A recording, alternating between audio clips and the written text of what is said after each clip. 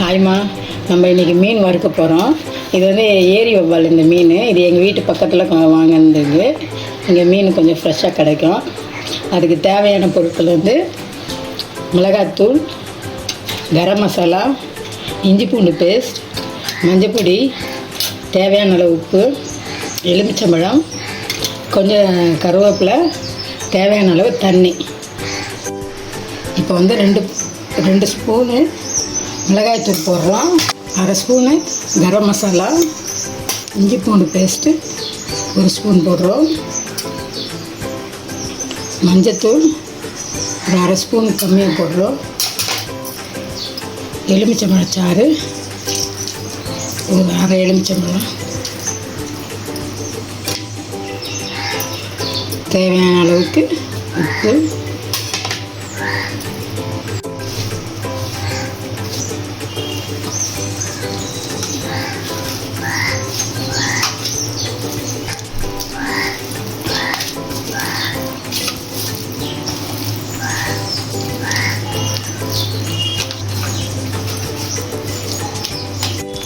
இப்போ வந்து நல்லா பேஸ்ட் பண்ணிட்டோம்.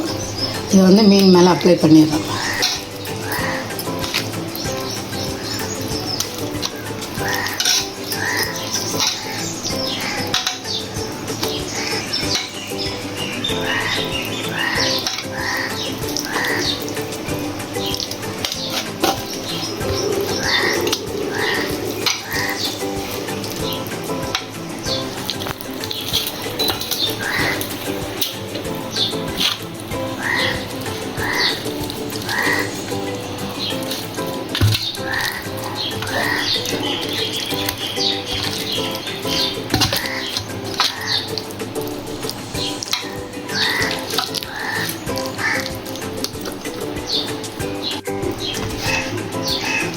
இது கொஞ்சம் 1/2 hour ஊறிட்டோம்பா, அப்புறம் நம்ம வறுக்க ஆரம்பிச்சிடலாம்.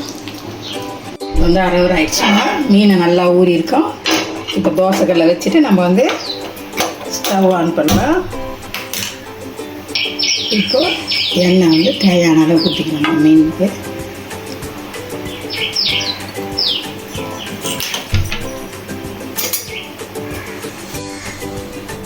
பாருங்கம்மா, எண்ணெய் நல்லா சூடாயிடுச்சு.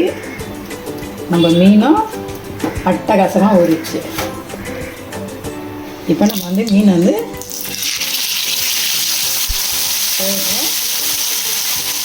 சிம்மில் வைக்கிறோம், ஸ்லோவாக வைக்கிறோங்க.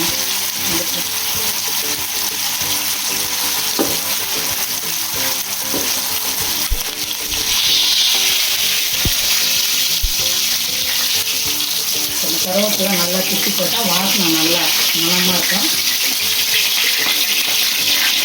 இப்போ நல்லா வேகட்டோம்னா ஒரு 5 நிமிஷம் நல்லா இருக்கும். சிம்மில் வச்சுட்டோம். பார்த்திங்கன்னா ஓரெல்லாம் நல்லா வந்துச்சு. சிம்மில் வச்சுட்டு மீன் நம்ம திருக்கும்போது அடியில் ஒரு கரண்டி கொடுத்துட்டு மேலே ஒரு கரண்டி கொடுத்து அது ஸ்லோவாக திருக்கணும். பார்த்தீங்கன்னா அழகாக வந்துருக்கு பின்னாடி.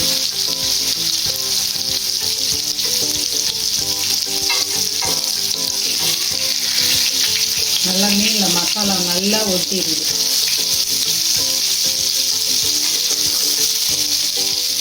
பாருங்க, நல்லா அழகாக வந்துடுது.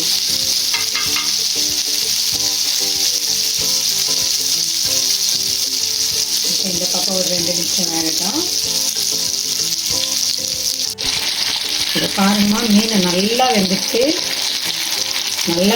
இதை எடுத்து நம்ம தட்டில் வச்சுட போகிறோம். இது என் வீட்டாண்டே பக்கத்துலேயே புதுசாக கிடைக்கும் மீன் நமக்கு. அதனால் மீன் வந்து உடையாது. பழைய மீனாக இருந்தால் உடஞ்சிடும், நமக்கு செய்யும் போதே உடையும். டேஸ்ட்டும் நல்லா இருக்காது. பாருங்கள்,